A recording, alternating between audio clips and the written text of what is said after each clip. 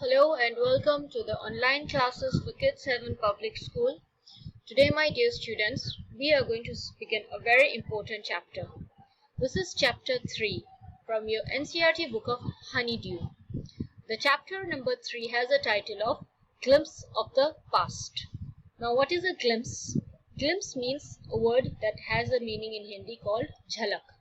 ठीक है, so गुजरे हुए वक्त की कुछ झलक है यहाँ पर जो हम एक पिक्टोरियल फॉर्म में देखेंगे, पढ़ेंगे एंड समझेंगे कि ये क्यों हुआ था, कब हुआ था. ठीक है. So before you read, let us understand this one paragraph. Here are some pictorial glimpses of the history of our country from the year 1757 to 1857. These pictures and speech bubbles will help clarify your understanding of the conditions that led to the event known as the First War of Independence in 1857. Okay? So, with the help of pictorial glimpses, images में आपको ये दिखाया जाएगा कि हमारे देश में सन 1757 से 1857 के बीच क्या क्या हुआ था. जो स्पीच बबल्स हैं उनसे हमें ये समझ में आएगा कि क्या स्थिति थी उस टाइम और ऐसा क्या हुआ था कि फर्स्ट वॉर आजादी का जो हुआ था 1857 में कैसे हुआ था, क्यों हुआ था, उसकी वजह क्या थी, ये सब हम जानेंगे आज के इस बहुत ही इंटरेस्टिंग चैप्टर में glimpses of the past. So get ready, let us begin. So the first picture here is number 1 with the title The Martyrs. The Martyrs. Now who is a martyr? Martyr वो होते हैं जो हमारे देश के लिए लड़ाई में, आजादी के लिए जब लड़े थे, शहीद हुए थे. ठीक है. So शहीद का जो शहीद हुए थे उनका मतलब है The Martyrs. So दिल्ली के एक फंक्शन का ये एक इमेज है, क्रॉप्ड है, देखें, at a function in Delhi. And there is a singer, one of the most famous singers in India. She is presently in her old age. She has also been given the title as the nightingale, none other than Lata Mangeshkar ji. Now she sang one of the most famous patriotic song, ऐ मेरे वतन के लोगों. And there's a bubble from that says, "Oh my countrymen, ऐ मेरे वतन के लोगों, let your eyes fill with tears, जरा आंख में भर लो पानी, as you recall the sacrifices of India's martyrs." जो शहीद हुए हैं उनकी जरा याद करो कुर्बानी. ठीक है. Sacrifice here means कुर्बानी. So this is one of the first images here. Let's move on. What does the second image try to pass on? The company's conquests. So let's see. In the year 1757 to 1849, the company's conquests. Now the meaning of conquest is, so conquest here means the control, the complete taking over. ठीक है. So company's conquests. अब ये देखते हैं कि धीरे धीरे जो ब्रिटिश ईस्ट इंडिया था, ठीक है, जहां पर ब्रिटिश रूल कर रहे थे, वो इतना ज्यादा कैसे फैले, उसकी वजह क्या थी. देखें, with its superior weapons, the British East India Company was extending its power in 18th century in India. ठीक है. अब देखें, धीरे धीरे जो ईस्ट इंडियन कंपनी थी, आप मैप में देखें, जो येलो कलर का है वो है इंडियन प्रिंसेस का, मतलब वो सारा एरिया जो इंडिया के राजकुमार ने, जितने भी थे राजकुमार, उन्होंने अपने कंट्रोल में ले रखा था, उनके किंगडम्स थे. एंड जो पिंक साइड है वो है ब्रिटिश टेरिटरी का. ओके. ये है 1765 की बात. अब देखिए, जो ब्रिटिश ईस्ट इंडिया की कंपनी थी, ये धीरे धीरे अपनी पावर जो है फैला रही थी ऑल ओवर इंडिया. एंड जो इंडियन प्रिंसेस थे, दे वर शॉर्ट साइटेड.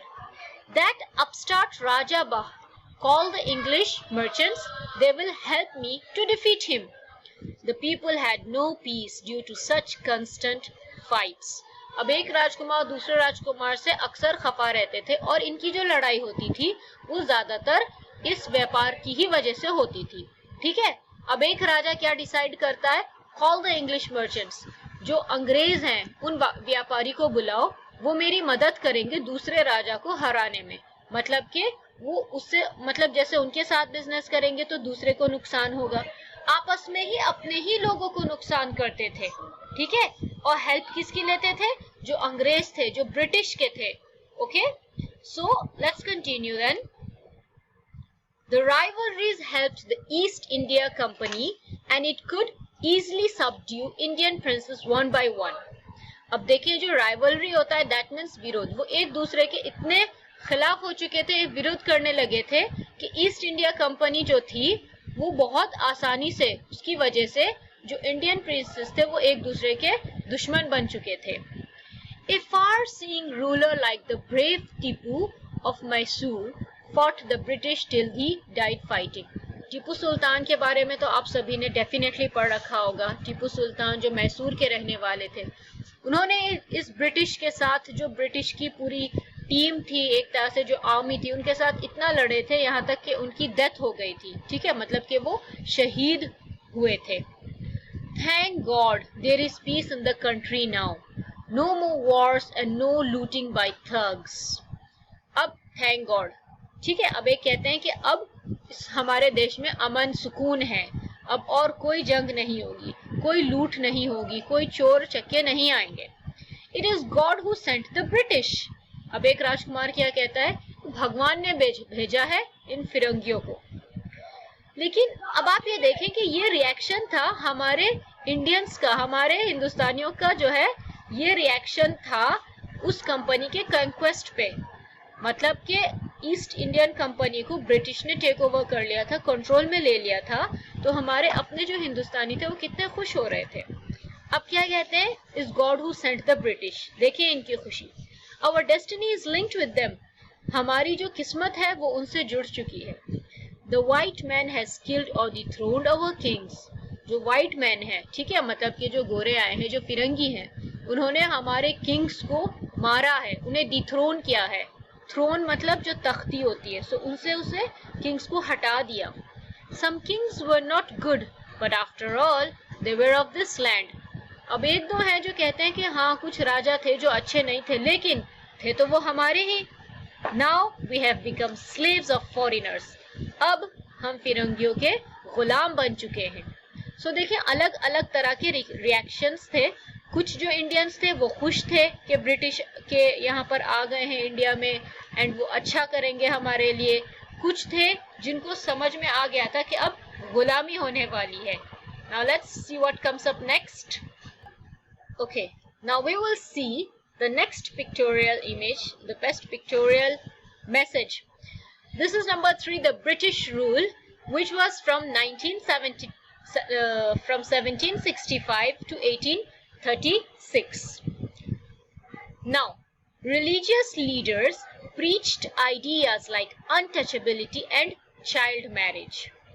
अब जो रिलीजियस लीडर्स होते हैं, जैसे कि हमारे इमाम होते हैं, हमारे पंडित होते हैं, हमारे मौलवी होते हैं, साधु होते हैं, ये सब अपने अपने धर्म के बारे में सिखाते हैं, बताते हैं। सो उस वक्त जो ये लीडर्स थे, ये कौन से आइडियाज देते थे? अनटचेबिलिटी एंड चाइल्ड मैरिज, ठीक है। अब देखो ये क्या कह रहे हैं? Anyone who crosses the seas loses his religion.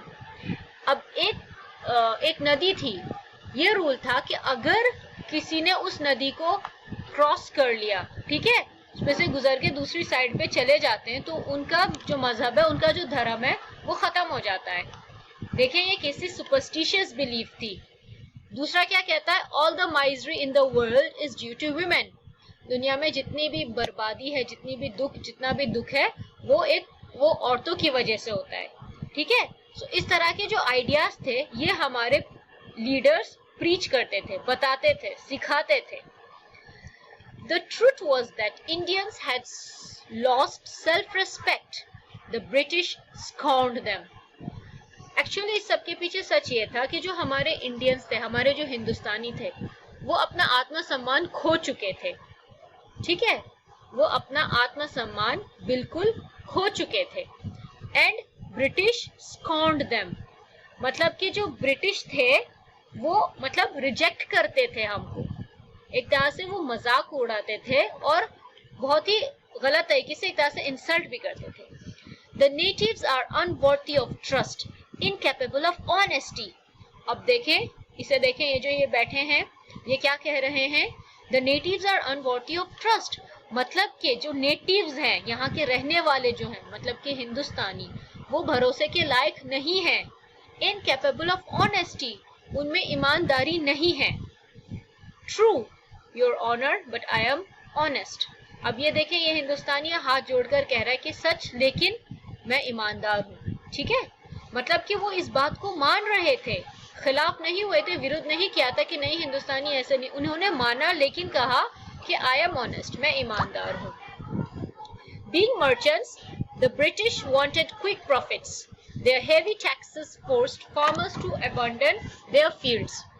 अब जो ब्रिटिश के थे वो तो व्यापार थे, तो उन्हें तो मुनाफा चाहिए था, isn't it? प्रॉफिट जिसे हम कहते हैं, मुनाफा।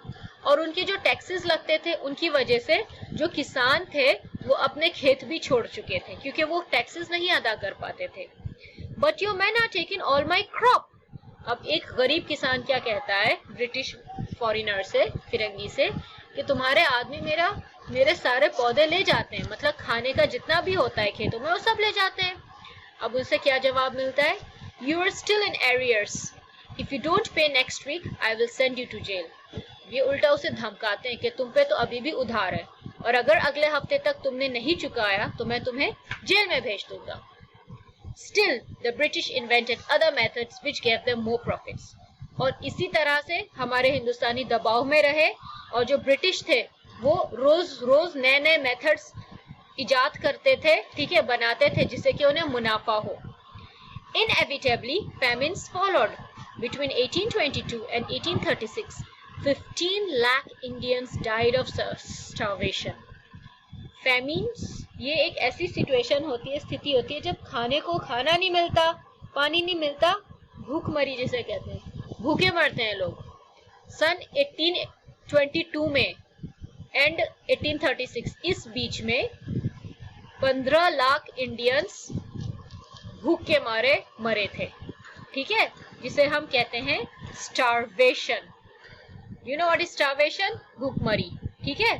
सो 15 लाख, आप देखें 1822 से 1836 के बीच 15 लाख इंडियंस की डेथ हुई थी। देखें कितना बुरा हाल हुआ था जब ब्रिटिश रूल था।